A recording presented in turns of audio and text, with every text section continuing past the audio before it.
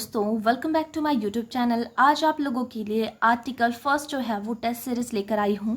तो इसमें जो है हम 16 क्वेश्चन को डिस्कस करेंगे और ज़्यादा हम लेंथी वे पे नहीं करेंगे, थोड़ा थोड़ा हम डिटेल में देखेंगे और आंसर चेक करेंगे। ये जस्ट प्रैक्टिस के लिए आप लोगों को है, ठीक है। जिसको भी पढ़ना है आर्टिकल टॉपिक पढ़ना होगा तो वो जो है वो मुझसे जुड़ सकते हैं। मुझे जो है वो यूट्यूब पे मैसेज कर सकते हैं कि हमें आर्टिकल पढ़ना है, तो मैं आप लोगों को यूट्यूब पे आर्टिकल पढ़ाऊँगी, ठीक है। तो चलिए स्टार्ट करते हैं। फर्स्ट क्वेश्चन है dash sky is dark and moon is shiny. First of all, ठीक है। तो फर्स्ट का करेक्ट आंसर हो जाएगा हमारे पास option number B, the article होगा the sky is dark and the moon is shining. कैसे होगा? जो स्काई है, जो भी यूनिक थिंग्स होती है उनके साथ डेफिनेट आर्टिकल द का यूज होता है। जो हेवनली बॉडीज हैं जैसे मून है, तो ये हमारे पास क्या है, जो भी हमारे पास मतलब ग्रहों के नाम होते हैं तो वो हमारे पास सभी, जैसे मून है तो इसके साथ हमारे पास क्या लगेगा, डेफिनेट आर्टिकल द लगेगा। नेक्स्ट है second question, this is dash third time I have called you today. तो यहाँ पर क्या होगा, थर्ड टाइम, यहाँ पर क्या बताया गया है, थर्ड टाइम के बारे में बोला गया है। तो थर्ड टाइम मीन्स जब भी first, second, third, fourth, next, last ये होता है तो उसमें डेफिनेट आर्टिकल द का यूज होता है उसके साथ। तो सेकंड का correct option option number D हो जाएगा। थर्ड क्वेश्चन देखते हैं, dash elderly require special attention, ठीक है। डैश एल्डरली रिक्वायर, यहाँ पर जो है वो वर्ब की कौन सी फॉर्म लगी हुई है, वर्ब की फर्स्ट फॉर्म का यूज हुआ है और एल्डरली जो है हमारे पास ये एल वाई लगा है, यानी कि एडजेक्टिव इसके लास्ट में है। तो जब एडजेक्टिव और उसके बाद वर्ब की फर्स्ट फॉर्म होती है तो हमारे पास डेफिनेट आर्टिकल द का यूज होता है, यानी कि जो हमारा यहाँ पर सी ऑप्शन होगा वो करेक्ट आंसर होगा।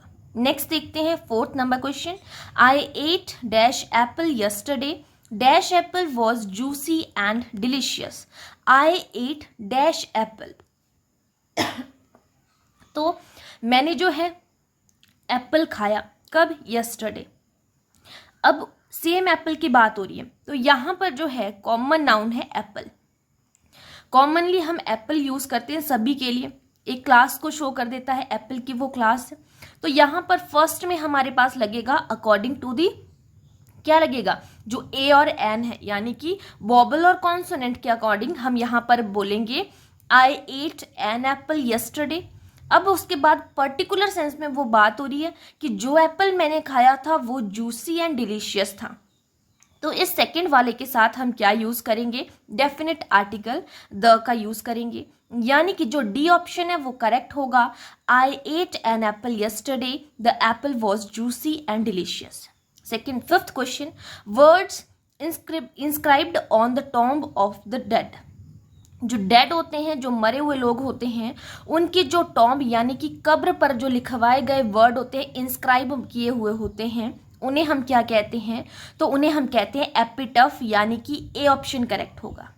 ओके, सेकंड बात करते हैं सिक्स नंबर क्वेश्चन की, the rose is dash sweetest of all flowers.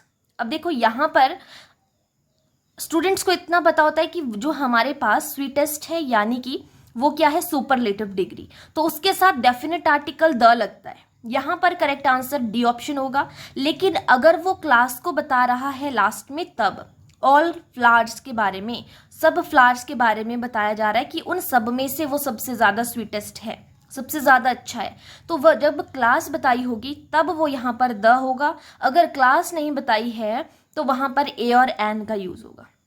Next है one who examinees the copies of examinees, ठीक है। जो एग्जामिन करता है, one who examine the copy of examinees, जो एग्जाम देने वाले होते हैं उनकी कॉपी को जो चेक करता है, एग्जामिन करता है, उसे हम क्या कहते हैं, एग्जामिनर, यानी कि बी ऑप्शन करेक्ट होगा। दिस इज नेक्स्ट क्वेश्चन है, this is dash wider of the two roads. अब यहाँ पर वाइडर यानी कि कंपैरेटिव डिग्री है, यहाँ पर वाइडर एट्थ क्वेश्चन में। फिर उसके बाद ऑफ द टू लगा हुआ है, आगे प्लूरल लगा हुआ है रोड्स।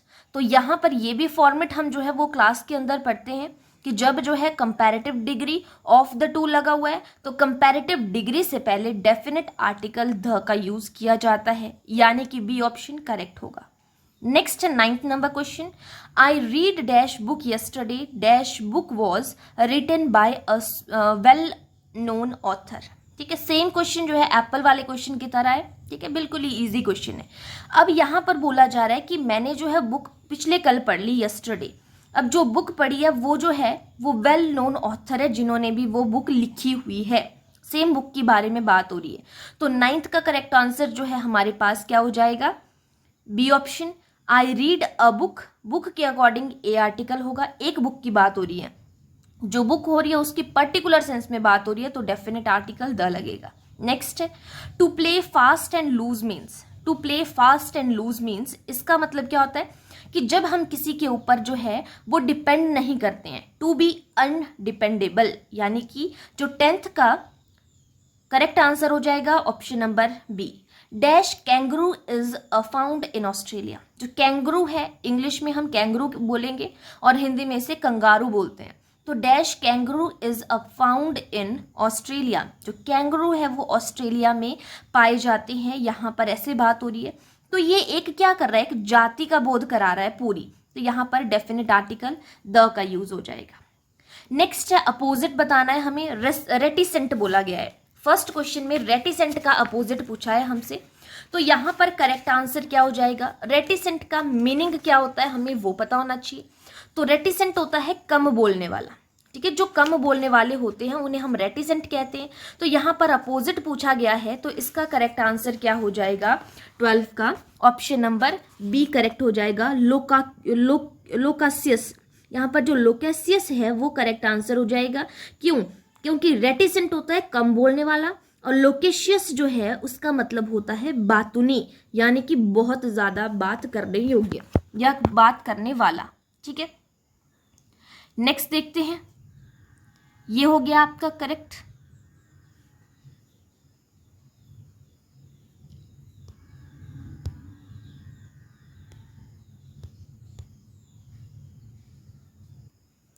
अब है हमारे पास 13 नंबर क्वेश्चन। 13 नंबर क्वेश्चन को देखते हैं। नेक्स्ट है एडिपोज। एडिपोज का अपोजिट पूछा गया है। तो एडिपोज का मीनिंग क्या होता है, एडिपोज का मतलब होता है वसायुक्त, यानी कि जिसमें फैट होता है बहुत ज्यादा, एडिपोज।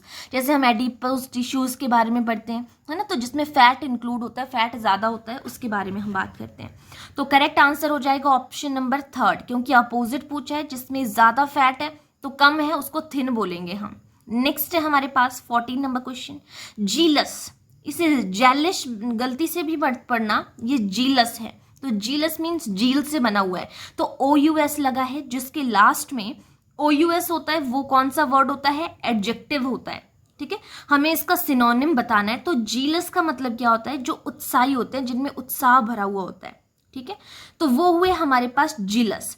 अब जिनमें नहीं भरा हुआ, हमें सेम बताना है, जिनमें नहीं भरा हुआ होता है वो होते हैं जो मतलब वो जीलस, उसमें जील है ही नहीं किसी काम को करने की। तो यहाँ पर हमें इसका सिमिलर बताना है। तो पुशिंग क्या होता है, जब हम किसी को पुश करते हैं किसी चीज के लिए, है ना। मोडेस्ट क्या होता है, शर्मिला या संकोची जो बोल सकते हैं। अब जीलस हुआ जिसमें जील है, यानी कि किसी जिद आप बोल सकते हो कि किसी काम को करने की क्या है, उसमें जिद है ना।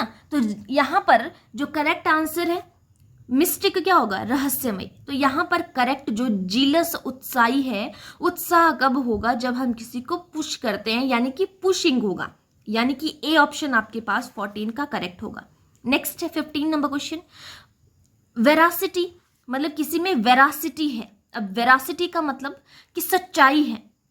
तो यहाँ पर सच्चाई के लिए हमारे पास करेक्ट आंसर क्या होना चाहिए, ट्रुथ क्या होता है, सच। सिनोनिम हमें बताना है।